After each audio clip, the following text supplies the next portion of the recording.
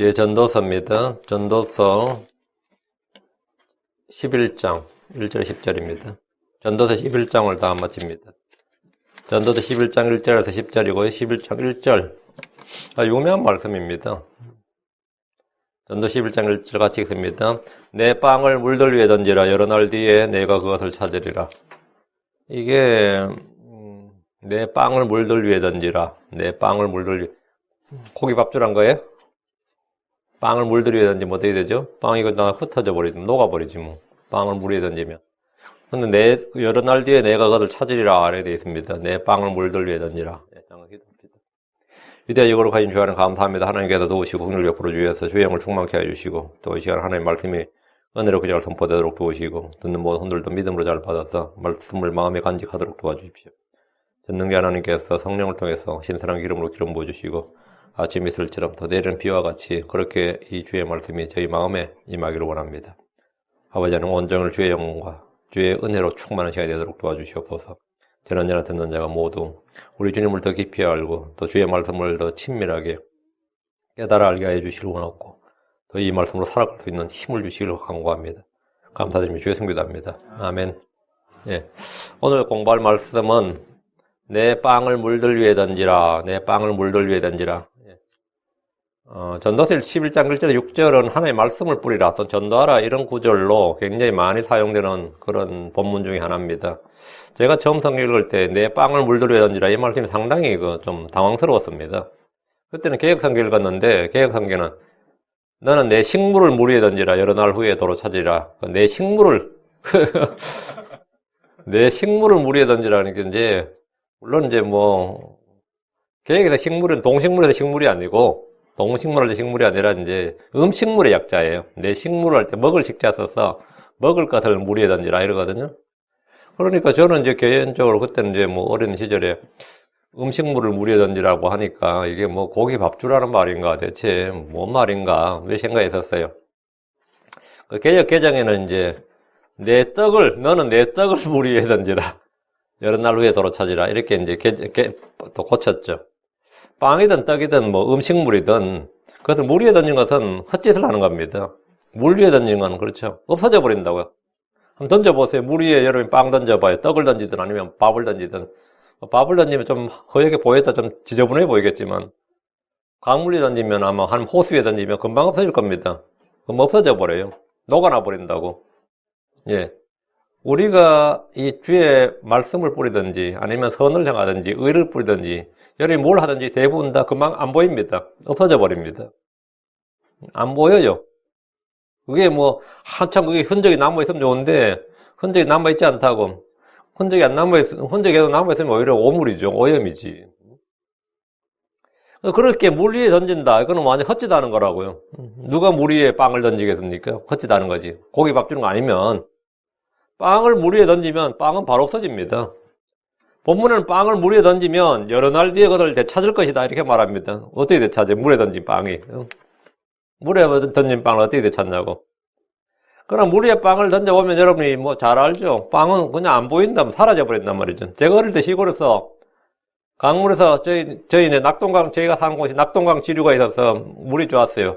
강 이름이 위천수예요.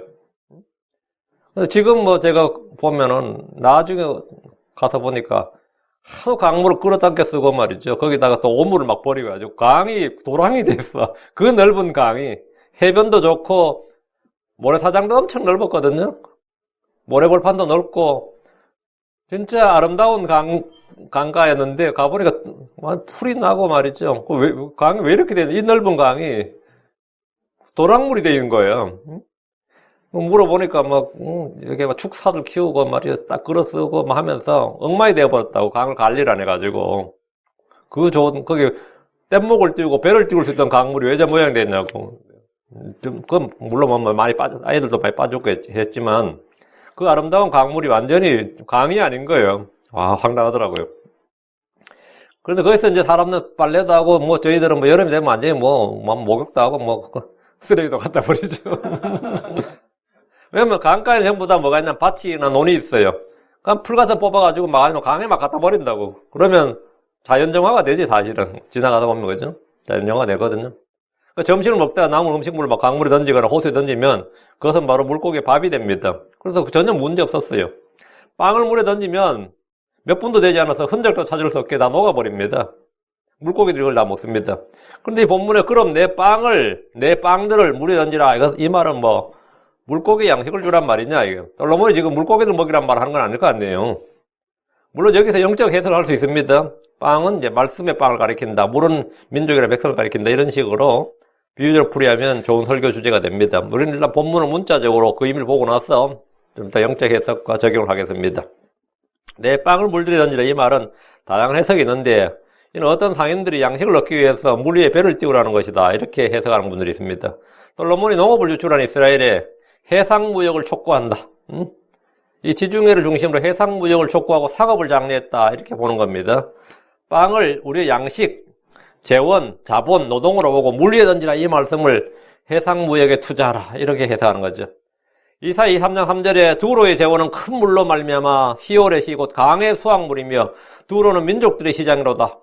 두로가 지중해 있는 사실 섬나라 같은 거란 말이죠, 민족이. 두로의 재원은 큰 물로 말미암아 시올의 시 곧 강의 수확물이며 전부 다 바다에서 돈 벌어들였다 이 말이죠. 그 강의 수확물이며 두로는 민족들의 시장이로다.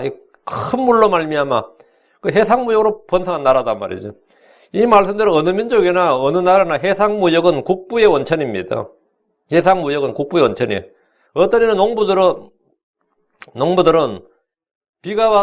비가 와서 땅 위에 물기가 있을 때 씨를 뿌리라는 뜻으로 이걸 해석합니다. 어떤 이는 빵은 우리가 먹을 양식으로 물에 던진다는 것은 구제와 선행을 삼는 것으로 봅니다. 자선을 할 때 베푸는 돈은 아무리 많이 풀어도 금방 흔적 없이 사라지고 아무것도 남는 것이 없어 보입니다. 우리말로 물 위에 뿌리라는 말은 물가에 뿌리라는 뜻으로 해석합니다. 이사야 32장 20절에 모든 물가에 씨를 뿌리고 소와 나귀의 발을 그리로 보낸 너희에게 복이느니라. 물가에 씨를 뿌리고 소와 나귀를 보낸다 말은 가라란 말이죠. 그러면 그게 농사지라고. 너희에게 복이 있느니라. 주께서 우리를 잔잔한 물가로 인도하십니다.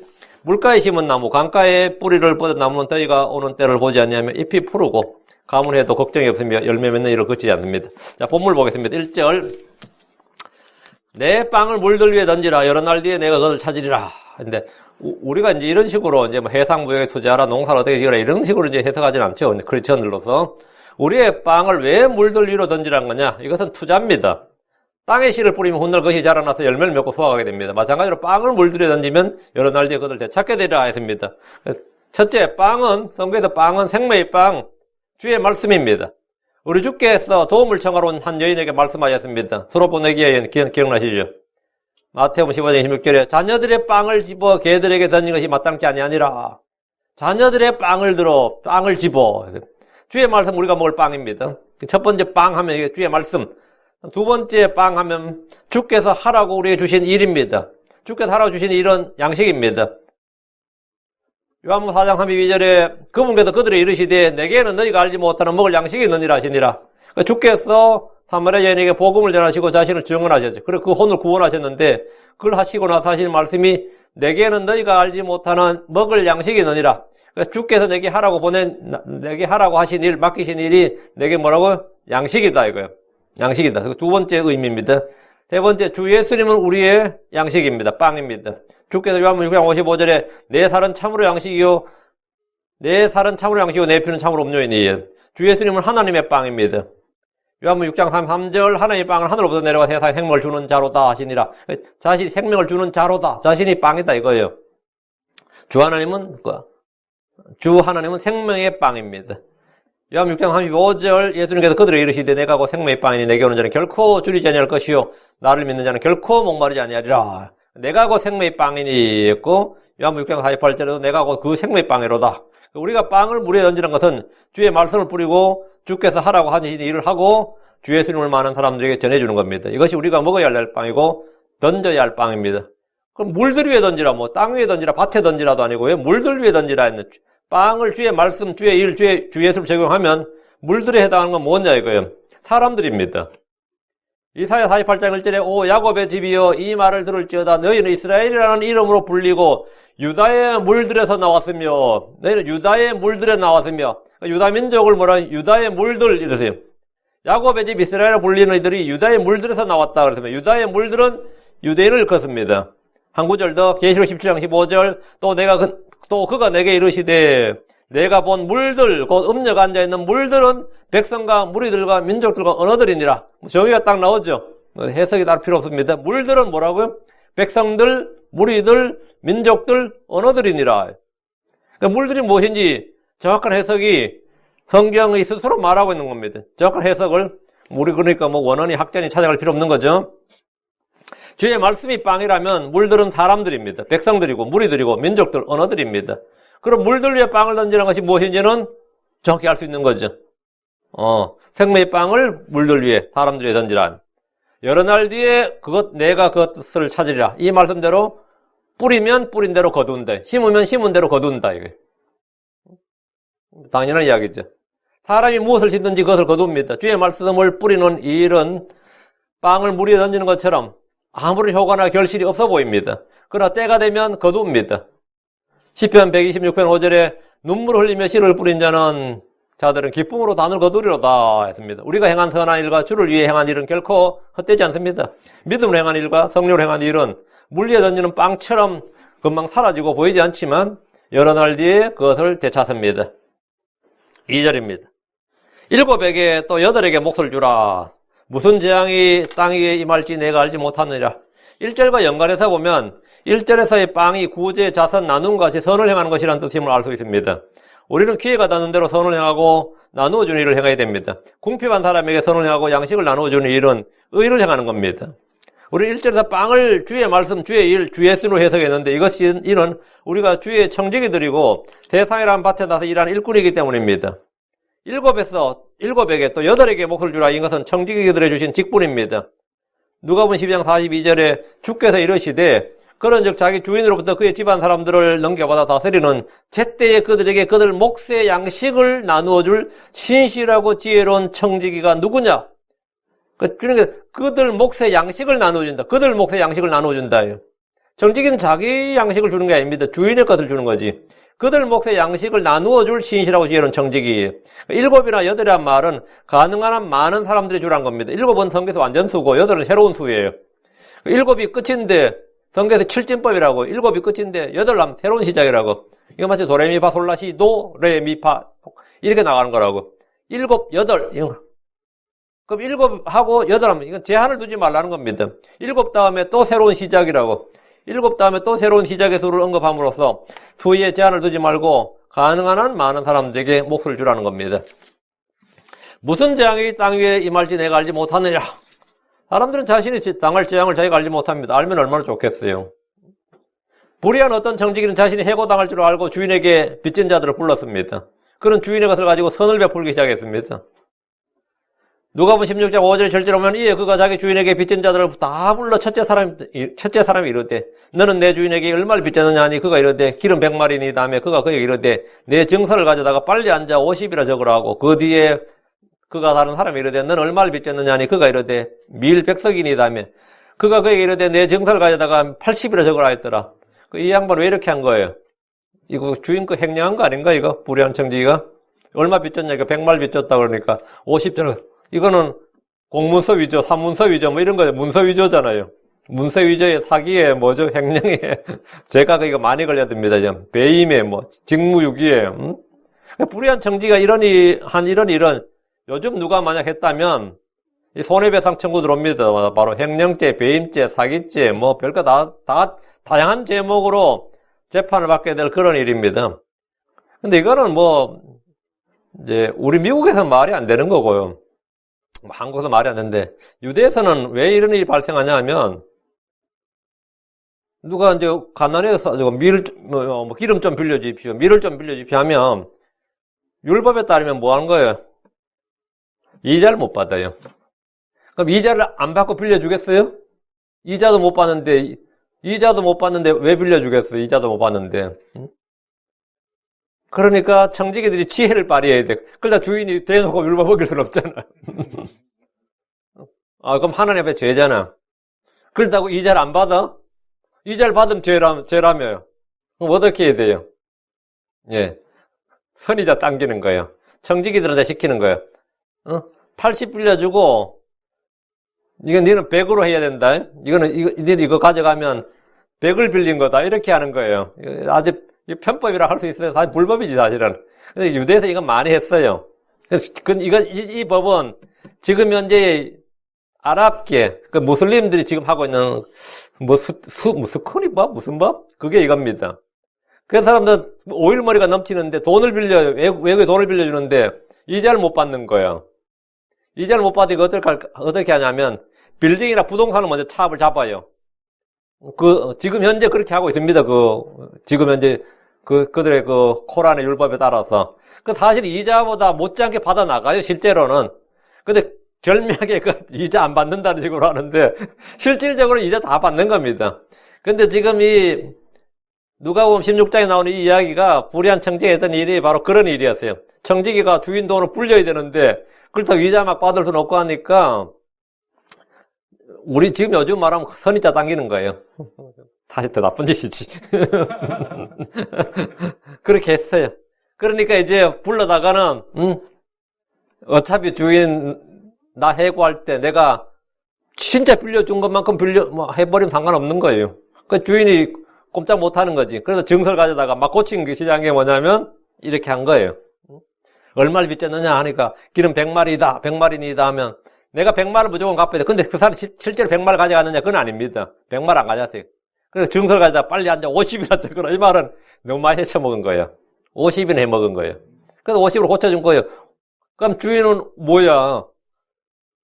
이게 본래 적었다 이거예요. 우리는 50만 갚으면 된다 이거예요. 얼마 빚졌느냐? 80이라 적어라. 이게 전부 다 이게 사실은 원금이에요. 사실은 실질적 이자를 다 탕감해 준 거죠. 그래도 주인은 그걸로 청지기를 횡령이나 사기를 못 넣습니다. 왜? 율법에 이자 못 받게 되는데 뭐. 불의한 청지기가 요즘만 이렇게 했다면 뒤집어질 이야기고 말도 안 되는 거. 그런 청지기로서 주인의 재물을 맡아서 관리하면서 자기 주인의 재산을 허비했고 그런 소문은 주인의 귀에도 들렸어요. 그런 주인으로부터 회계복을 하라는 명령을 받았고 청지기 직분에서 해고당하게 되었습니다. 그럼 곧바로 자신의 미래에 대해서 준비를 시작했어요. 주께서 내가 너희에게로 이 불의의 만몬으로 너희를 위해 친구들을 사귀라. 그리하면 너희가 숨이 멎을 때에 그들이 너희를 영존한 처소로 받아들이라. 여러분 재물을 어떻게 사용해야 되나 이겁니다. 불의의 만몬으로 너희를 위해 친구들을 사귀라. 친구들의 어려움을 들어주는데 돈을 사용하는 사람은 그가 어려움을 당할 때 보답을 받습니다. 죄에 빠진 혼들에게 복음을 전하는 사람들은 그 일로 내 자신의 마음에 위로와 힘을 얻습니다. 난 우리나라에서 이거 제일 잘하는 사람은 제가 볼 땐 전두환 씨 같아요. 그 양반은 참 횡령 많이 했죠. 진짜 많이 했거든요. 근데 대신에 그 사람 감옥은 안 갔어요. 물론 이제 잠깐 갔었지. 역사 바로 세우기를 잠깐 갔다 금방 사면 받아서 나왔는데 그 이후로도 몇 년을 이 사람 죄목을 들춰가지고 감옥 보내려고 이제 몇 년을 했어요. 근데 이제 대부분 장세동 씨하고 그 밑에 사람들이 많이 갔는데 한번 갔다 나올 때마다 수고했다고 하면서 5억씩, 10억씩, 많을 때 20억씩 막 그래줬어요. 그 다음부터 부하들이 어땠을 것 같아요? 다 내가 했다는 거야. 한번 갔다 오면 5억, 10억 받는데 누가 주인 팔아. 무조건 나를 보내달라고 이제 나중에 자원하는 거예요, 밑에 애들이. 검찰에 불려가면 검찰이 뒤집어지는 거야. 왜 그래 충성하려고 그러냐. 이미 권력을 놓친다고 영감인데 왜 그래 충성하려고 그러냐면 니는 잘 몰라서 그런다고. 왜? 확실한 보답을 주는 거니까. 확실한 보답을 주는 거예요. 불의의 만몬으로 너희를 위해 친구를 하기라. 이 사람은 그런 거 잘했어요. 3절입니다. 구름들이 비로 가득하면 땅 위에 쏟아져 스스로를 비우며 나무가 남쪽으로나 북쪽으로나 쓰러지면 그 나무가 쓰러지는 곳에 거기에 그것이 있으리로다. 구름들이 비로 가득하면 땅에 쏟아진다는 것은 과학적 사실입니다. 솔로몬은 물의 증발이나 바람의 순환이나 비가 내리는 원리와 같은 과학적 사실들을 근대의 어떤 과학자들보다 먼저 알았습니다. 근데 이제 과학적 발견으로 비가 내리는 원리를 알게 된 거죠. 수증기가 구름으로 하늘로 올라가서 그게 무게가 감당치 못하면 떨어진다. 그게 비다, 이렇게. 수증기가 구름이 되고 비로 가득하면 땅에 쏟아집니다. 나무가 어느 방향으로 쓰러지든지 그 나무가 쓰러진 그곳에 그것이 뭐냐면 나무는 쓰러진 곳에 그대로 있습니다. 하늘에서 비가 내리고 바람이 불어 나무가 쓰러지듯이 사람은 갑작스런 재앙이 임하면 꼼짝없이 그것을 당하게 되고 그 자리에 우리는 그대로 있게 됩니다. 4절입니다. 바람을 살피는 자는 씨를 뿌리지 못할 것이요 구름들을 주목하는 자는 거두지 못하려다. 바람을 살피는 자, 구름들을 주목하는 자란 외부 환경, 외적 요소들을 민감하게 살피고 반응한 사람들입니다. 바람을 살핀다는 것은 바람은 바로 와닿죠. 내 피부에 와닿는 겁니다. 그 현재의 시시에 환경, 취한 거 이런 걸 전부 다 판단하고 하는 게 이게 바람을 살피는 자예요. 구름들을 주목하는 자는 이건 미래를 예측하는 거죠. 구름들을 딱 본다. 구름만 보고 비가 오겠다 안 오겠다. 이거는 가까운 미래를 예측하는 거죠. 그게 바람을 살피는 자는 현재, 구름을 주목한 자는 미래. 바람을 살피는 자, 구름을 주목하는 자였는데 바람을 살피는 자는 이 시대의 시대적 환경, 이 시대적 분위기 이런 것에 굉장히 민감합니다. 물론 굉장히 중요한 거죠. 특히 사업가들한테는. 눈에 보이는 것들과 피부에 와닿는 것들을 따라서 판단합니다. 그들은 씨를 뿌리지 못합니다. 지금은 바람이 많이 부는데 뭐 어떻게 씨를 뿌리냐 이렇게. 지금은 집을 살 때가 아니냐. 뭐 이런 거 있죠. 지금은 모기지 사태가 이렇게 터져서. 뭐 이런 거예요. 그것도 모르고 막 한다 그러면 그것도 황당한 이야기고. 바람을 살피는 자, 뭐 바람 살핀다 나쁜 건 아닙니다. 어쨌든 바람을 살피는 자는 씨를 뿌리지 못한다. 구름들을 주목하는 자는 일기예보를 하면서 곧 비가 올 것 같다, 한동안 비가 없을 것 같다 하면서 예측을 합니다. 많이들이 나름대로 자기만의 예측을 합니다. 곧 경제가 회복될 것 같다, 곧 망할 것 같다, 이것은 안 될 것 같다 이렇게 하는 이들은 구름들을 주목하는 자들입니다. 바람을 살피는 자는 현재 사정을 따지는 자라면 구름들을 주목하는 자는 지금이 아니라 미래의 사정을 따지는 이들입니다. 빵을 물 위에 던지는 일은 바람을 살피고 구름들을 주목해서 하는 일이 아니라 때를 얻든지 못 얻든지 항상 해야 될 일입니다. 선을 향하고 의를 향하는 일은 때가 있는 것이 아닙니다. 주의 일을 하는 것은 항상 해야 될 일입니다. 기도하는 일은 쉬지 않고 언제든지 항상 해야 될 일이지 바람이라 구름을 살피면서 할 일이 아닙니다. 하늘에 구름을 보면서 비가 올 것을 미리 알고 빨래를 걸어놓고 빨래를 걷고 마당에 널어놨던 곡식을 창고에 드는 일은 훌륭한 일입니다. 그건 잘하는 거예요. 등산을 하기 전에 일기예보를 미리 보고 오늘은 비가 올 것 같으니까 산에 올라서는 안 되겠다. 이것도 잘하는 거예요. 바다에 나갈 사람들은 당연히 일기예보를 항상 참조해야 되고 그것도 현명한 일입니다. 그러나 궁핍환자를 돕는 일에는 내년에 경제가 안 좋을 것 같은데 올해는 구제 못 하겠는데 올해는 이거 안 되겠다. 이건 예산 줄여야 되겠다. 이건 없애야 되겠다. 이렇게 궁핍환자를 돕는 일에는 내년엔 경기가 안 좋을 것 같다든지 뭐 주식이 폭락할 것 같다든지 집값이 떨어질 것 같다든지 이렇게 뭐 바람을 살피고 구름들을 주목해서는 안 되는 거예요. 그냥 하는 거예요. 경제 사정을 예측해서 손을 거두는 일이 현명한 일이 아니다 이 말입니다. 그런 사람은 씨를 뿌리지 못하고 당연히 거두지 못합니다.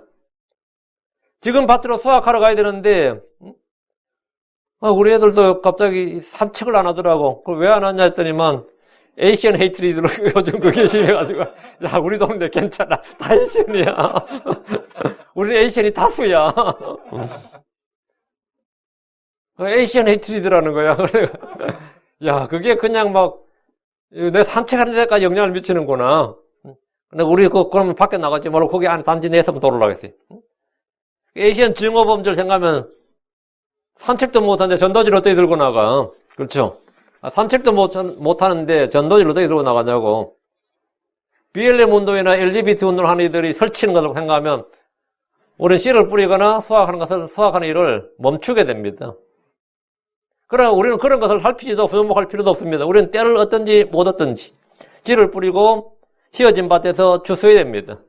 이것저것 앞뒤를 재는 사람들은 씨를 뿌리지 못합니다. 그런 사람들은 아무도 주의 일을 못합니다. 핑계거리만 찾는 사람들은 말씀을 전하지 못합니다.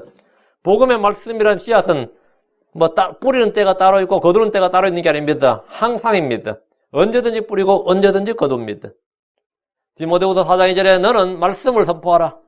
때에 맞든지 맞지 아니하든지 때에 맞든지 맞지 아니하든지 이게 in season, out of season이에요. 항상 예비하라. 항상 예비하라.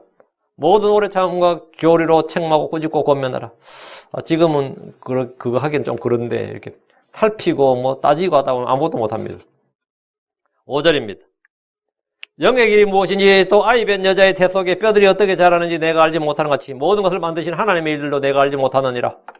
영이란 단어는 이제 성경에다 바람, 숨, 호흡과 동의어로 사용됩니다. 하나님의 영은 하나님의 호흡, 하나님의 숨입니다. 사람의 영은 사람의 숨, 사람의 호흡이고요. 영의 길이 무엇인지 알지 못하는 것은 주께서 말씀하신 대로 바람이 어디서 와서 어디로 가는지 알지 못하는 것과 같습니다. 요한복음 3장 8절에 바람이 마음대로 불면 내가 그것의 소리는 들어도 그것이 어디서 와서 어디로 가는지 알지 못하나니 성령에서 난 사람도 다 이러하니라 하시니라. 영의 길이 무엇인지 아는 이가 없고 영을 다스리는 권능이 있어 영을 머무르게 할 사람도 없습니다. 항해하는 사람은 바람이 언제 부는지 어디서 부는지 알 수 없고 바람을 일으키지도 못하고 부는 바람을 잠잠케 할 수도 없습니다.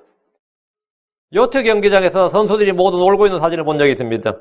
오늘 요트 경기하기로 돼 있는데 여러분 나는 요트 경기 보면 되게 웃기더라고요. 왜 그런지 알아요? 내가 요트 경기에서 시간을 재가지고 금메달, 은메달, 동메달 따잖아요. 근데 C들, A, B, C, D, C들 받아서 이제 1조가 출발했어. 근데 그때 바람이 별로 안 불었어. 그러면, 근데 B조가 출발했는데 그때는 바람이 더 엄청 불었어. 그러니까 C조가 아주 기대를 거쳐서 이제 우리 때도 바람 좀 불겠지 하는데 별로 안 불어. 그 승패가 누가 결정하는 거야? 바람이 결정하는 거예요. 자기들은 막 노를 젓고 뭘 할지 막 기술 들어갑니다. 해봐야 역풍 불어보면 아무것도 아니에요. 근데 순풍이 불어서 등 뒤에서 한번 밀어주네. 막 밀어주네. 그러니까 요트 경기는 이런 것 때문에 이 사실은 객관성이 없어요. 1등, 2등, 3등의 의미 별로 없어서 7번을 합니다. 그럼 평균을 내요. 근데 내가 탈 때마다 바람이 잘 불어주네. 그러면 당연히 우승하는 거예요. 그건 뭐 볼 거 없어요. 근데 이 요트 경기를 하는데 보니까 한국에도 어디서 하는 곳이 있더라고요. 다 놀고 있어. 왜 그러냐면 날짜는 정해놨는데 그날 바람이 없어서 경기를 할 수가 없었던 겁니다. 영의 길도 이와 같습니다.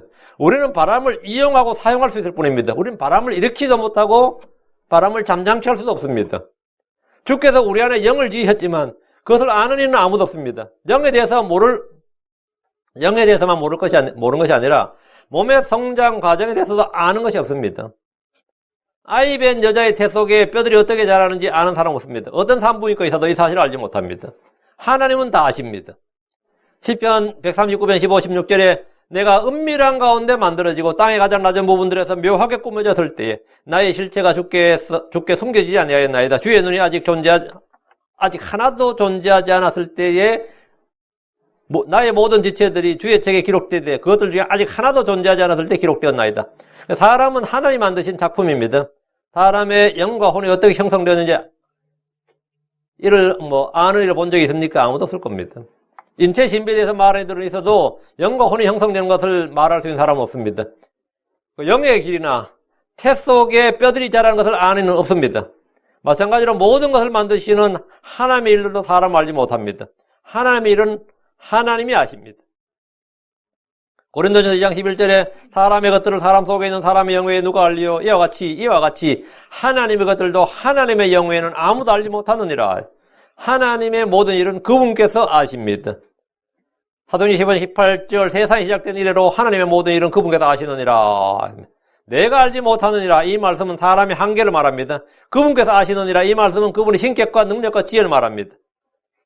요한일서 3장 20절 만일 우리 마음이 우리를 정죄한다면 하나님은 우리 마음보다 크시고 모든 것을 아시느니라.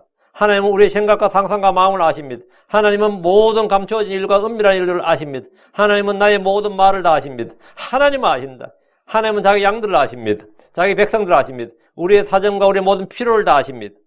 6절입니다. 아침에 내 씨를 뿌리고 저녁에 내 손을 금하지 말라. 이것이 잘 될지 저것이 잘 될지 혹은 그것들을 둘 다 똑같이 좋을지 내가 알지 못하느니라. 그러니까 아침에 씨를 뿌리고 저녁에 내 손을 금하지 말라는 것은 계속해서 꾸준히 선을 향하고 의를 뿌리라는 겁니다. 잠언 11장 18절에 사악한 자는 속이는 일을 행하나 의를 뿌린 자에게는 확실한 보상이 있느니라 했습니다. 때와 장소를 가리지 말고 씨를 뿌리란 거예요. 뿌린 씨앗은 어느 것이 잘 될지 알 수 없습니다. 그럼 우리가 알 수 없다 이거예요. 자라게 하시는 분은 하나님이다. 이것이 잘 될지 혹은 둘 다 똑같이 좋을지 우리는 알 수 없습니다. 그러나 우리가 뿌린 대로 거둔다는 것은 확실합니다. 인색하게 뿌린 자는 인색하게 거두고 풍성하게 뿌린 자는 풍성하게 거둡니다. 씨 뿌린 자에게 씨를 제공해 주시는 분께서 양식으로 빵도 제공해 주시고 뿌린 씨도 번성하게 하시며 의의 열매도 늘어나게 하십니다. 아침에 씨를 뿌리고 저녁에 손을 금하지 말고 계속해서 씨를 뿌려야 됩니다. 우리 주께서 말씀의 씨앗을 뿌리셨습니다. 어떤 씨앗은 길가에, 어떤 씨는 바위에, 어떤 씨는 가시나무 등 굴에 떨어졌습니다.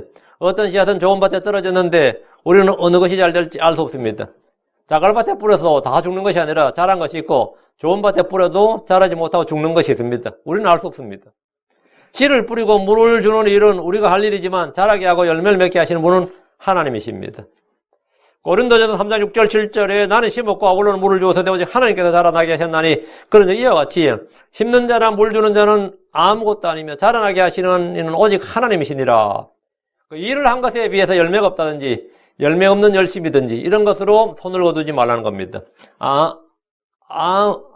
아무것도 보이는 열매가 없어도 일을 하지 않는 것보다 낫습니다. 7절입니다. 진실로 빛은 달콤한 것이요 눈으로 해를 바라보는 것은 즐거운 이로다. 여기서 빛이란 주께서 첫째 날 지으신 빛 또는 넷째 날에 해와 달과 별들로 비치게 한 빛을 말할 수 있지만 영적인 의미로 생명의 빛, 세상의 빛, 사람들의 빛이신 주 예수 그리스도입니다. 성경 그분 안에 생명이 있었으며 그 생명은 사람들의 빛이니라. 주의 말씀은 내 발에 등불이요 내 길에 빛입니다. 복음의 말씀 역시 복음의 빛입니다. 고린도서 4장 4절에 그들 속에서 이 세상의 신이 믿지 않는 자들의 마음을 가려 하나님 형상이신 그리스도의 영광스러운 복음의 빛이요 복음의 빛, 영광스러운 복음의 빛, 영광스러운 복음의 빛이 그들이 비치지 못하게 하느니라. 복음의 빛은 우리에게 달콤한 겁니다. 생명의 빛은 당연히 달콤한 거예요. 주의 말씀을 받은 사람들은 빛을 받은 겁니다. 복을 믿는 사람들은 복음의 빛이 마음에 비친 겁니다. 잠언 6장 3절에 그 명령은 등불이요 그 법은 빛이며 훈계하는 책망들은 생명의 일이니라. 왜냐면 그 법은 빛이며 주의 법은 빛이다 이거예요. 크리스천들의 주의 말씀은 달콤한 빛입니다. 눈으로 해를 바라보는 것은 즐거운 일이로다. 우리 눈이 어둡지 않고 날이 흐리지 않아 해를 볼 수 있는 것은 즐거운 일입니다. 특히 따스한 햇살이 비치고 덥거나 춥지 않을 때 눈으로 해를 바라보는 것은 즐겁습니다. 예수님은 의의 해입니다. 우리는 주 예수 그리스도를 바라봐야 됩니다. 그분을 깊이 생각하고 묵상하면 마음의 기쁨과 평안과 즐거움이 임합니다. 즐거움이 임해요. 시편 104편 3, 4절에 내가 그분을 묵상함이 달콤하리니 이 달콤하다 이게 스위치입니다. 내가 그분을 묵상함이 달콤하리니 내가 주를 즐거워하리로다. 또 주의 말씀 묵상은 당연히 즐거운 일이죠. 복 있는 일이고. 추운 날에 바람을 피해서 햇살만 받아본 적이 있다면 해를 바라보는 일에 즐거움을 알 겁니다. 계속 바람이 부는데 바람만 안 불어도 따스한 날씨인데 그런 거 있죠. 바람만 안 불면 따스한 날씨인데 말이죠. 그럴 때는 어떻게 해야 돼요? 바람 안 부는데 햇살만 딱 바람을 막아주는데 거기 햇살만 딱 받으면 굉장히 따뜻합니다. 제가 그럴 때 추운 겨울에 제가 매일 하는 일이 아침에 일어나면 하는 일이 뭐냐면 산에 나무하러 가는 거였어요. 시골에서는 땔감을 해야 되니까. 아침하고 또 점심 먹고 또 가고 하루에 2번씩. 추운 겨울에 산에 나무를 하러 간 적이 있는데 그때 산을 잘 골라야 돼요. 앞으로 또 사방이 다 산이니까 저쪽 산을 갈지 이쪽 산을 갈지. 그럼 아침에 갈 때 반드시 저는 이 뒤쪽으로 가요. 왜? 해가 저쪽에서 뜨니까 바람이 불어도 이쪽에서 나무를 하면 바람이 안 맞는 거예요. 굉장히 햇살이 따뜻해.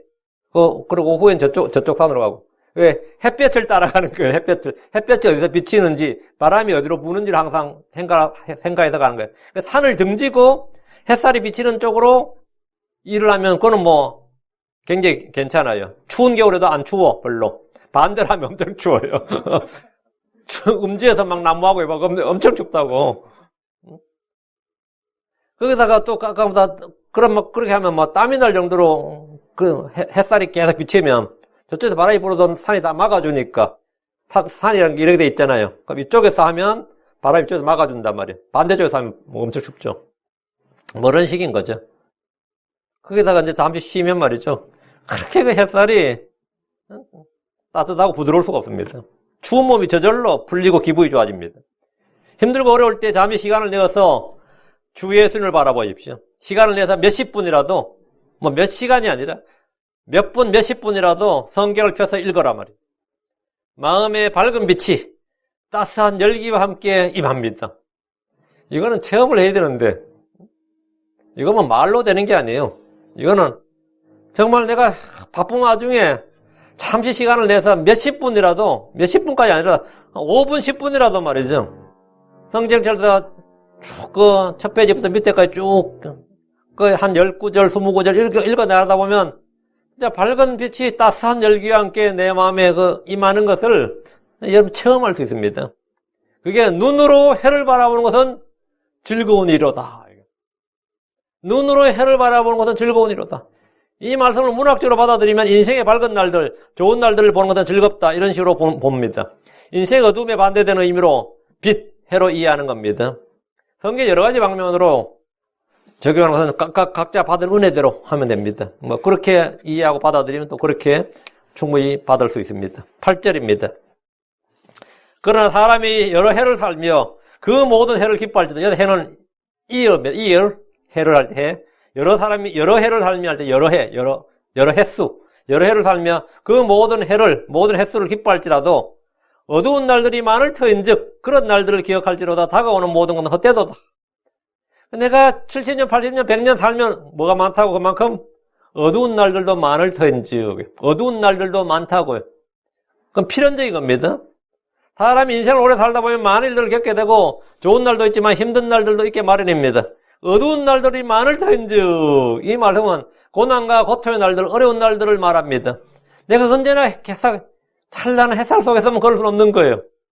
우리말에도 오르막길이 있으면 내리막길도 있고 산이 높으면 골도 깊다고 하듯이 사람이 여러 해를 살며 모든 해를 기뻐할지라도 어두운 날들이 많습니다.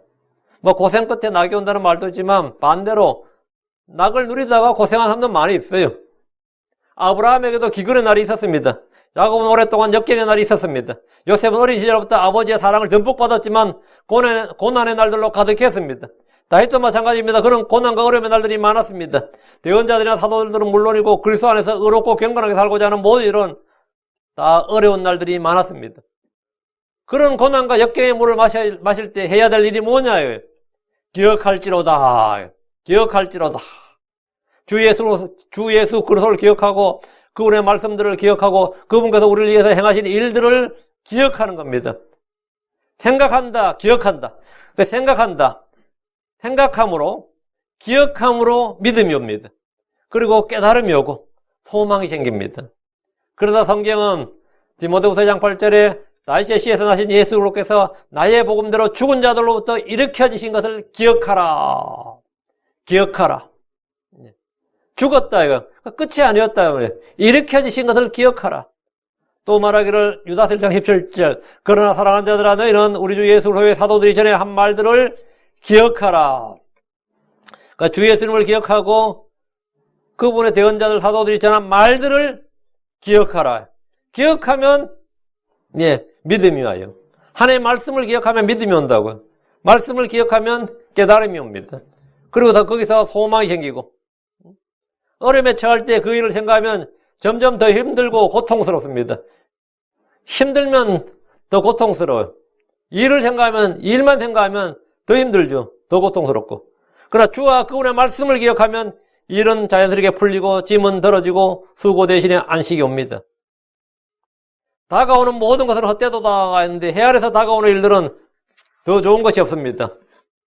앞으로 더 낫겠지 하겠지만 나의 몸은 날마다 젊어지거나 새로워진 것이 아니라 늙고 힘들고 썩어갑니다. 네. 앞으로 10년 뒤에는 더 건강해지겠지. 그런 얘기 들어요. 한번 여러분 스스로 생각해봐.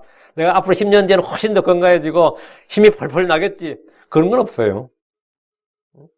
다가오는 모든 것은 헛되도다 했다. 세상은 점점 좋아지는 것이 아니라 점점 악해집니다. 10년 뒤에 미국은, 10년 뒤에 한국은, 10년 뒤에 이 세상은 볼 것도 없는 겁니다. 점점 좋아지는 것이 아니라 점점 악해집니다. 내게 다가오는 미래도 마찬가지입니다. 주 안에서 약속된 일 외에 내게 다가오는 모든 것은 헛되고 악합니다. 약함과 질병과 노화와 그리고 죽음이 내게 다가오는 모든 것입니다. 주께서 우리에게 내일 일을 자랑하지 말고 내일 일을 염려하지 말라고 하셨습니다. 잠언 27장 1절에 너는 내일을 자랑하지 말라. 하루 동안에 무슨 일이 일어날지 내가 알지 못하느니라. 우리는 내일 있을 일을 알지 못합니다. 야고보 4장 14절에 내일 있을 일을 너희가 알지 못하는도다. 너희 생명이 무엇이냐? 그것은 곧 잠시 나타났다가 그 뒤에 사라져버린 수증기니라. 그래서 내일을 자랑할 것도 없고 그렇다고 내일은 해서 염려하고 걱정하고 불안해하고 그것도 필요 없어요. 내일을 염려하지 말라고요. 마태복음 34절 그러므로 내일을 염려하지 말라. 내일이 자기 것들을 염려할 것이요 한날의 악은 그날의 족하니라. 다가오는 모든 것이 헛되다는 말은 허무주의를 찬양하는 것이 아니라 지금 오늘 최선을 다해 일하고 살라는 겁니다. 오늘 최선을 다해 살라고요. 앞으로 장래에 뭘 하겠다면서 지금 놀지 말고 오늘 장래 하면서 앞으로 이건 다 쓸데없는 소리고 지금 오늘 하루하루 내가 할 수 있는 최선을 다해서 할 거 하고 살 거 살라고 먹을 거 먹고 주를 믿는 일은 오늘 해야 될 일입니다. 죄를 시인하고 회개하는 일은 오늘 해야 됩니다. 앞으로 몇 년 뒤엔 내가 진짜 깨끗하게 죄를 씻고 한번 새 출발해 보겠어. 그런 말은 쓸데없는 소리고 그건 지금 해야 될 일이에요. 기도하고 성경 읽고 주 예수님을 증언하는 일은 오늘 내가 해야 될 일입니다. 9절입니다. 오 청년이여 내 젊은 때를 기억하라 기뻐하라. 내 젊은 시절에 내 마음이 늘 기쁘게 하고 내 마음이 원하는 길들로 걸으며 내 눈이 보는 대로 걸으라. 그러나 이 모든 일들로 인하여 하나님께서 너를 심판자로 데려가실 줄을 너는 알라. 이 9절 말씀은 크리스천의 자유주의를 선언한 말씀입니다. 운명론, 예정론, 이게 숙명론 이거 다 쓸데없는 소리고 모든 인간은 자신의 삶에 대해서는 자신이 책임지고 자신이 자율적인 결정과 자신의 선택에 따라서 자유의지로 산다는 거예요. 많은 사람 청년 때가 나에게 정해진 일이 뭡니까? 나를 어떻게 이렇게 하는데 그게 아니고 네가 네 마음이 원하는 길도를 걷고 네 눈이 보는 대로 걸으라고 네가 할 일이라고요. 청년의 때는 인생에서 가장 좋은 시기입니다. 젊음은 무엇과도 바꿀 수 없는 귀한 겁니다. 청년들은 젊은 때를 방황하거나 죄를 짓는 데 시간을 쓰지 말고 자신에게 주어진 청춘의 시기를 기뻐해야 됩니다. 청년들이 허무주의에 빠져서 술이나 마약을 하고 도박에 빠져드는 것은 참으로 한심한 일입니다. 내 젊은 시절에 내 마음이 널 기쁘게 하라. 이것은 긍정적이고 밝고 진취적으로 살라는 겁니다. 이건 얼마나 좋아요. 내 젊은 때를 기뻐하라 이거예요. 젊은이들은 마음에 기쁨이 넘쳐야 되는데 요즘 학생들이나 청년들을 보면 사회에 대한 불평과 불만이 가득하고 마음이 자신을 불안하게 합니다. 젊은 때를 기뻐하고 젊은 시절에 기쁜 마음으로 살 때 배울 것이 많고 다양한 성장의 기회를 갖게 됩니다. 내 마음이 원하는 길들로 걸으며 내 눈이 보는 대로 걸으는 것은 자기 마음대로 멋대로 자기 눈에 오른 대로 살라는 것이 아닙니다. 자유롭게 하고 싶은 일에 도전해보라는 겁니다. 자신의 소질이나 적성을 찾아서 원하는 것을 하고 그 길들로 걸으면 됩니다. 주님께서 나한테 이렇게 길을 정해놓으셨는데 내가 잘못 길 가는 거 아니냐? 그런 거 아니에요. 내가 정한 그 길이 내가 가는 길이에요. 그건 네가 알아서 하라고요. 네 마음이 원하는 길도 걷고 네 눈이 보는 대로 걸으라고. 근데 이 교회 와서 보면 크리스천들이 하나님이 딱 정해놓은 숙명적인 길이 있는 줄로 알아요. 내가 그때 공무원 시험을 봤어야 되는데 내가 응답한 길로 왔어. 내가 그때 장사를 했어야 되는데 그때 내가 대학을 안 갔어야 되는데 대학을 갔어야 되는데 그때 그 사람하고 그런 거 아니에요. 자기가 원하는 대로 자기가 자유의지로 자율적으로 자신이 선택해서 자신이 결정하는 겁니다. 젊은 때는 무엇인지 원하는 것을 시도해 볼 수 있습니다. 내 마음이 원하는 길들로 걸으며 내 눈이 보는 대로 걸어라. 이 말씀은 크리스천들이 쉽게 빠져드는 운명론이나 숙명론이나 예정론을 뒤엎는 말씀입니다. 많은 크리스천들이 하나님께서 나를 위해 딱 정해놓은 길이 있는 줄 압니다. 하나님이 정해놓은 길은 성경에 기록된 대로 하면 그 테두리 안에서 하면 돼요. 나머지는 자기가 하는 겁니다. 하나님 각 사람에게 선택의 자유를 주셨고 각 사람에게 자신이 원하는 것을 할 수 있도록 자유를 주셨습니다. 9절 그러나 이 모든 일들로 인하여 하나님께서 너를 심판자로 데려가실 줄을 너는 알라. 그러니까 네가 원하는 대로 하고 네 눈에 보기 좋은 대로 하는 건 네가 자유다 이거야. 그러나 그에 대한 결과는 뭐라고요? 책임은 네가 져야 된다 이거. 하나님께서 너를 심판자로 데려가실 줄을 너는 알라. 책임은 네가 지는 거다 이거예요. 하나님께서 다 정해놓으셨으면 내가 책임질 일 없죠. 네가 선택하고 네가 결정하고 거기에 대한 책임은 당연히 네가 져야 되고 하나님은 청년들이 자신이 원하는 것 눈에 보는 대로 그때 그에 따른 심판이 있다는 사실을 분명히 말씀해 주셨습니다. 자유에는 언제나 책임이 따릅니다. 우리 각 사람은 무엇을 행하든지 주 앞에서 회개 보고야 됩니다. 크리스천들은 모두 반드시 그리스도의 심판석 앞에 서게 됩니다. 주께서는 각 사람이 행하는 모든 일로 인해 그를 심판자로 데려가십니다. 우리는 이 사실을 알아야 됩니다.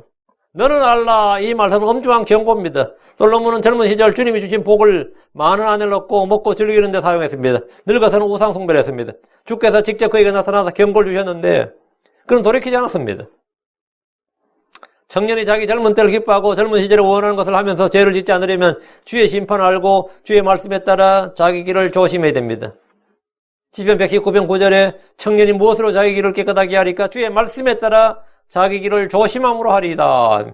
사람이 주어진 자유를 따라 기쁘게 살면서도 죄를 짓지 않으려면 주의 말씀을 마음속에 숨겨야 됩니다. 시편 119편 11절 내가 주께 죄를 짓지 아니하려고 주의 말씀을 내 마음속에 숨겼나이다. 10절입니다. 그러므로 슬픔을 내 마음에서 제거하며 악을 내 육체에서 치우라. 어릴 때와 젊은 때는 헛된 것이니라. 이게 뭔 말이에요? 방금은 좋은 것이라고 막 그러지 않았나요? 응? 젊은 때를 기뻐하라 그러고 어릴 때와 젊은 때는 헛된 것이니라. 이거는 굉장히 짧은 시기다 이거예요. 언제나 청춘은 아닙니다. 내 슬픔을 내 마음에서 제거하라고 하는데 우리 마음에서 슬픔을 제거하는 방법 그건 뭐예요? 하나님의 왕국이 우리 안에 임하는 겁니다. 하나님의 왕국은 성령 안에서 의와 화평과 기쁨입니다. 슬픔을 마음에서 제거하려면 종교적 수행이나 훈련으로 되는 것이 아닙니다. 주께서 주신 평안이 있어야 됩니다. 요한복음 14장 27절에 내가 너에게 평안을 남기노니 곧 나의 평안을 너에게 주노라. 세상에 주는 것과 달리 내가 너에게 주노니 너희는 마음에 근심하지도 말고 두려워하지도 말라. 그러니까 주님께서 주시는 것, 나의 평안, 주의 평안이 내게 있어야 돼. 그래야 근심도 없고 두려움도 없고 슬픔을 제거하는 겁니다. 주의 평안이 와야 슬픔이 제거돼. 어둠을 제거하는 방법은 다른 거 없어요. 빛을 켜는 거예요. 그 슬픔을 제거하겠다고 슬픔을 만지면 슬픔을 건드리는 게 아닙니다. 그건 우리가 다룰 수 있는 게 아니에요. 주의 기쁨이 내게 임해야 되고 주의 평안이 내게 임하면 슬픔이 해결되는 거지. 뭐 다른 방법이 없어요. 주께서 말씀을 주신 것은 우리 안에 기쁨을 주시기 위함입니다. 빌립보 4장 4절에 항상 주를 기뻐하라. 내가 다시 말하노니 기뻐하라. 데살로니가 5장 16절에 항상 기뻐하라. 기뻐하라는 말은 쉽습니다. 항상 기뻐하라. 이건 어려운 거죠. 이 부사가 들어가 버리면 난감해요. 항상 해버리면. 기뻐하는 일이랑 뭐 기뻐할 때 기뻐하면 되는 거지. 항상 기뻐하라. 이건 쉽지 않죠. 어떻게 항상 기뻐합니까? 항상 어떻게? 항상 주의 평안을 내가 갖고 있는 거죠. 항상 주 안에서 사는 겁니다. 이 명령은 성령의 열매를 맺을 때 가능합니다. 성령의 열매 중에 하나가 기쁨이고 하나가 평강입니다. 우리 안에 주의 기쁨이 머물러 있어야 됩니다. 주께 은혜를 받으면 마음의 슬픔이 제거됩니다. 이건 이제 확실합니다. 내가 은혜 받으면 마음의 슬픔이 다 제거돼요. 여러분이 뭐 한 번씩은 예수 믿고 나서 한두 번 다 체험해 봤겠지. 이거 한 번도 체험 못했다 그러면 이건 진짜 좀 심각한 거고. 한 번 체험해 봤겠지. 그러니까 주께 은혜를 받으면 마음의 슬픔이 제거됩니다. 그러므로 내 슬픔을 내 마음에다 제거하라. 은혜 받으라고요. 하나님의 은혜 안 하면 몰라고. 그리고 하나님의 평강이 내 마음을 다스리게 하고 주의 말씀이 우리에게 주는 기쁨을 누리라 이거예요. 악을 내 육체에서 치우라 이 말씀은 몸을 불의의 도구로 사용하지 말고 의의 도구로 주께 드리라 이 말입니다. 육체를 악을 향하는 도구가 아니라 살아있는 희생물로 주께 드려야 됩니다. 이 몸이 있다는 거 말이죠. 이게 있으니까 누굴 섬길 수도 있고 선을 향할 수도 있고 일을 할 수도 있고 이 몸이 있다는 게 이 육체가 얼마나 마음만 있지 몸을 할 수 없다. 그럼 얼마나 힘들어요. 제가 이 오십견이 있었어요. 이제 오른쪽 어깨는 좀 해결됐는데 이제 오른쪽 끝나니까 왼쪽이 오더라고. 오른쪽은 제가 막 손을 쓰니까 막 써야 되니까 막 엄청나게 막 훈련을 했어요. 안 되니까 막 그래가지고 막 몸을 틀기도 하고 막 당기기도 하고. 근데 왼손은 별로 안 쓰는 손이라서 그런지 놔뒀더니 더 아픈 거야 이게. 그래서 저도 오른쪽 어깨를 어떻게 해결했지 싶어서 요즘 뭐 하는데. 어제 옷도 동조가 입혀주고 벗는 것도 동조가 벗겨주고 이래. 이 몸이 건강하다는 거, 몸이 있다는 게 얼마나 중요하고 이건 한번 아파보면 압니다. 몸을 한번 못 써보면 뭐 쉽게 알 수 있지. 육체를 악을 향하는 도구가 아니라 살아있는 희생물로 주께 드리고 주의 일을 할 수 있다는 거예요. 이건 너무 중요한 겁니다. 하나님께서 주신 선물이라고. 내 몸이 지금 건강하게 걸을 수 있고 일할 수 있고 하는 건 이거 엄청난 은혜입니다. 뭐 여러분 휠체어 타고 뭐 밥 가서 제대로 못 먹고 숨도 제대로 못 쉬어서 말이죠. 외부 기기 도움 받는 거 하고 그런 거 전혀 없이 몸이 건강하고 어느색하겠어요. 이 몸이 건강하게 훌륭하지. 그건 비교 바꿀 수 있는 게 아니라 말이죠. 어릴 때와 젊을 때는 헛된 것이니라. 이게 뭐예요? 어릴 때와 젊을 때는 헛된 것이니라. 어릴 때와 젊은 때를 헛된 것이란 것은 어릴 때는 어려서 뭘 모르고 그냥 지나가 버려요. 어릴 때 좋았지. 좋았다는 기억이 생기기 전에 벌써 뭐가 되는 거죠? 젊을 때로 넘어가요. 어릴 때라는 것은 그냥 10대 이하, 그래서 10대 초반, 그러다 보면 뭐라고요? 더 이상 자기가 어릴 때 생각 안 하죠. 나도 모르는 사이 어릴 때 이미 지나간다고. 부모 마음에 어릴 때가 있었지만 계속 부모도 키워보면 금방 다 컸네 이런 생각되지 어릴 때라는 게 한없 지속이 안 돼요. 그런데 그 어릴 때 마음에 슬픔이 있고 육체로 악을 행할 때 어떨 것 같아요? 말도 못하지. 젊을 때 그 젊음을 죄를 짓고 악을 행한 데 쓴다. 그거 완전 헛된 것이 인생 버린 거지. 젊은이들이 인생 허무에 빠져보십시오. 어린애들과 젊은이들이 방탕하고 죄를 지으면 그보다 더 꼴불견이 없습니다. 그 좋은 시절에 말이죠. 학교 폭력이나 행하고 말이죠. 도둑질하고 마약이나 하고 말이죠. 알코올이나 가지고 별의별 소년범 재판에 왔다 갔다 하고 말이에요. 어릴 때와 젊을 때가 헛되다는 것은 또 하나의 의미는 이 시기가 금방 지나가 버린다는 겁니다. 어린 시절이 마냥 있는 것이 아닙니다. 뭘 좀 하다 보면 벌써 청년이 되어버립니다. 청년이 되어 결혼하고 직장생활 하다 보면 벌써 40, 50이 되어버립니다. 꿈이 넘쳤던 어린 시절은 10대가 지나면서 암흑을 맞고 힘이 넘치던 청년들은 어느덧 중년이 되어버립니다. 그런데 지나다 보면 어릴 때와 젊은 때가 인생에서 가장 시간이 많았던 때이고 좋았던 때로 기억에 남습니다. 그건 다시 찾을 수가 없습니다. 그때가 지금 다시 그런 젊음이 있었으면 좋겠는데 찾을 수가 없어요. 그래서 헛된 것이네. 아무리 기억해보고 추억해봐 소용없다고. 어릴 때와 젊은 때는 헛된 것이라 다시 돌아오는 것이 아니다 말이에요. 다시 돌아오는 그냥 기억 속에만 있는 거예요. 기억 속에만. 그래서 어릴 때와 젊은 때를 헛되이 보내지 않으려면 이 가능한 어린 시절 젊은 때에 주를 알고 주의 말씀을 공부해야 됩니다. 주를 찾고 기억해야 됩니다. 그것이 가장 복된 일입니다. 근데 어린 때는 대충 어떻게 해요? 엄마 아빠 말 듣고 교회 따라다니지만 젊은 때는 그게 아니었다고요. 이 사회가 애들을 성경을 공부하도록 하질 않습니다. 예. 엄청나게 학교 공부를 시켜요. 그 성경 읽을 시간을 애들한테 안 줍니다. 공부 열심히 해버리면 중학교 때부터 성경 읽을 시간을 안 줘요. 중학교, 고등학교 되면 대학교 언제 성경 읽어? 잠깐 쉴 시간에는 성경 읽어요? 자야 되는데 잠깐 쉴 시간 말 그대로 쉬어야 되는데 우리 애들도 보면 뭐가 이게 요즘도 1시까지 하고 있어. 뭐 하는 거면 그래가지고 언제 그 성경 공부하고 언제 저거 성경 읽고 오늘 성경 읽었냐 그러면 다 안 읽어 맨날 안 읽었대. 오늘 읽었냐 하긴 하면 오늘 안 읽었대. 그 성경 몇 페이지 읽을 시간이 없고 맨날 숙제하고 하고 하는데 시간 다 보내버립니다. 이 사회가 그렇게 만들어요. 그럼 학교 졸업하면 시간이 나올 것 같아요? 더 바쁩니다. 논보고는 더 바빠요. 언제? 은퇴할 때 그때 힘이 없어요. 습관도 안 돼 있고 힘이 없어요. 평생 아무것도 못해. 그런 건 이 사회가 사람들 하여금 하나님의 말씀에 접촉하도록 그런 시간을 주지 않습니다. 그럼 어떻게, 이건 강력한 의지와 소원이 없으면 가능하지 않아요. 강력한 의지와 소원이 없어요. 거기서 여러분도 시간 많을 때도 뭐 할 것 같아요? 유튜브 봅니다. 시간 많을 때 성길 것 같아요? 아니면 유튜브 봐요. SNS하고 유튜브 봐요. 그러다 보면 진짜 노인병원 갈 때쯤 되면 되는 거죠.